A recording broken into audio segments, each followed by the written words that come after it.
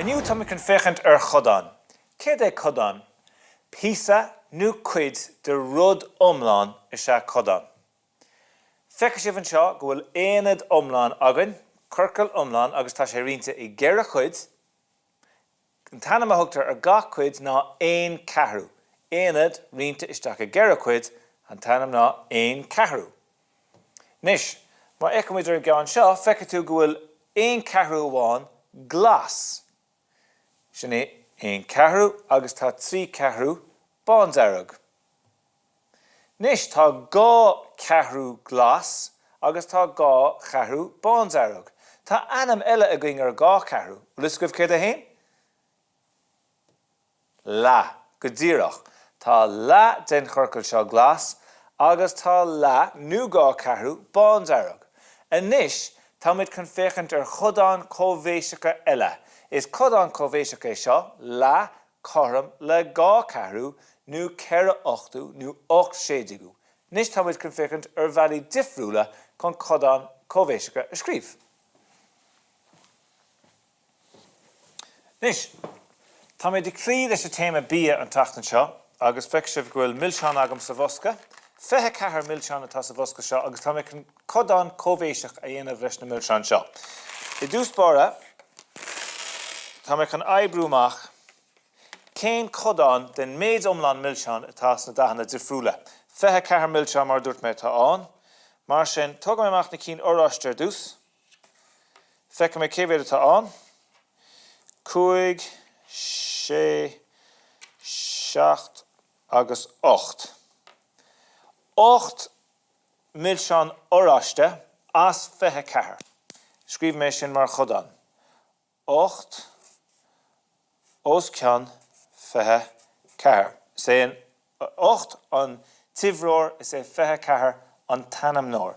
Nis, tá mé céir sin a bhris síos go dtí na téirmí is simplí. Nis an bailach is éasca chun é seonaíonna ná, féchant an raci 8 isteach I fethe ceathair. Cílínte sin go dógadh sé thu go dtí na téirmí is simplí I géim amháin. Má haon sé isteach go chorm. 8 rianta ar a 8 sin héan, agus an déana 8 isteach a fethe ceathair chorm, 10 sé 3 thura. So tá mé rianta an bar agus an bon ar an iver céine, cílínte sin nachfuil mé gathhrú an codáin, ach tá mé gathhrú an slí go scríomh mé an codáin. 8 rianta ar 8 sin héan, fethe ceathair rianta ar 8 sin 3. 8 fethe ceathrú mar an gcéine le 3. Nó 1 tríú. Nis, duine mé dá difriúil, duine mé an glas, céibhéad millseán glas atá an. 2, 4 agus 6. Nis, 6 millseán glas as fethe ceathair. Fethe ceathair sean méid iomlán. Nis, oibreomid amach go dtí na téirmí is simplí. An déan 6 isteach a fethe ceathair go chorm? 10. Mar sin is féidir an bar agus an bon a rions ar 6. 6 isteach a 6 sin a héan.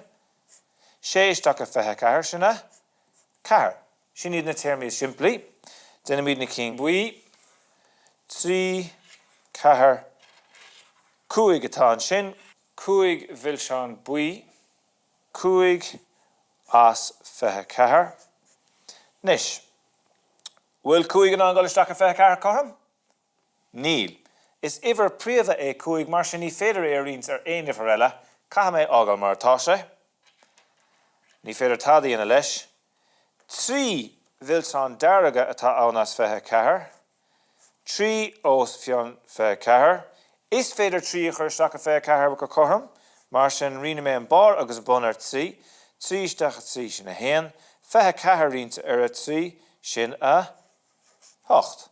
Ad a bha, 1 8 na millseán tá sí dearg, agus 2 os ceann fethe ceathair gur na cín corcra, agus is féidir an bar agus an bon a rianta ar 2 sin 1 2.